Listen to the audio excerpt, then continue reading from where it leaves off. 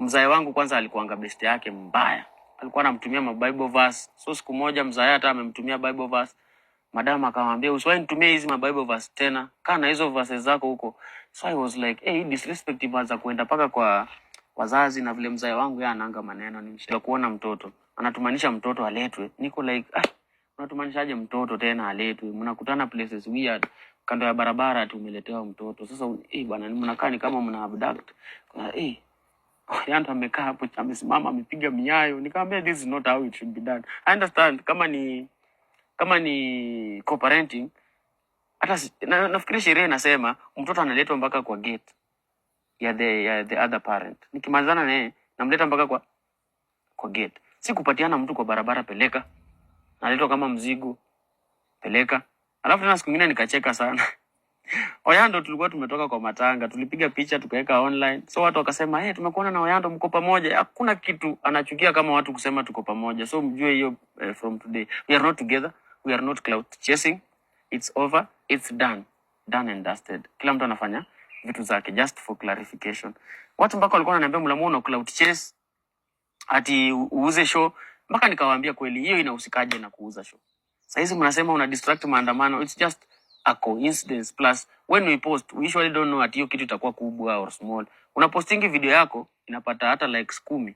Siku nyingine unapost napata 1 million. Kwani uko sure aje ati hiyo itafanya sijui nini? There is never a surety. So mimi nikasema mimi kama mwanaume manze mimi itabidi nimejisimamia cause no one is coming yo. Kama umesahau kumbuka tuko ndani ya one pod. Nasema kuna day mtoto ameletwa na amevaa nguo the same na alikuwa amevaa kwa matanga. Nguo the same. By the same namaanisha shati, tai.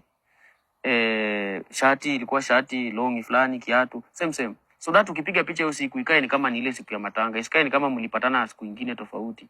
Sijui kama unanipata. And I'm like, hizi hesabu mimi nakuanga nazo zote. Tuko kwa mall hata naweza amua basi ni buy zingine zote avae tupige hata kapicha nini. But nikasema it's not totally worth it. So kumekuwa na back and forth mingi paka nikamwambia ni aje kama mtoto atakuwa anaweza kukua delivered nyumbani.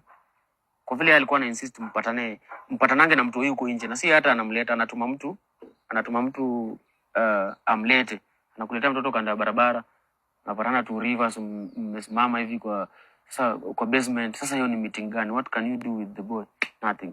So nikamwambia mtu inafaa kuja nyumbani na nikimalizana na yeye analetwa nyumbani ama mimi namleta nyumbani. Niko na gari ni ya kubeba mtoto asikie vizuri nyumbani. So kuna day hata tumepatana na mtu huyu nikamrudisha mpaka kwa gate yake na huyo mtu alimleta nikashukisha nikamwambia ingieni ndani na ni hivyo. Acha nipate masimu. Mbona umekuja mahali mimi naishi? You should not be seen here. You should not be na ni gorofa ni open. Hata naweza chukua nyumba hapo manzi. So wezi kazia mtu kwenda Ruaka. Sasa unanikazia aje kwenda? Ni kama unakataza mtu usipite Kisumu ati juu huko. Unajua building unaishi mimi naweza hata kuja nichukue BNB hapo ndani mingi sana. Na ni zangu na nikuwe nakuja daily.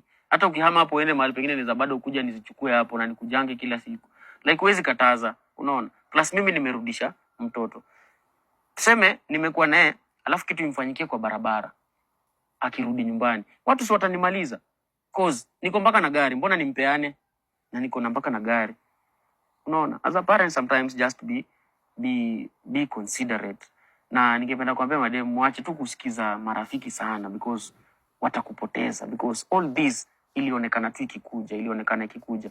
Nilikuwa namwambia cheza chini. Hizi vitu unaandika acha kuandika. You are just feeding the public for no reason. Utashinda tu kwa blogs, utashinda tu na stress, utashinda tu na fights. Unasema hii mlamwa hii, unasema hii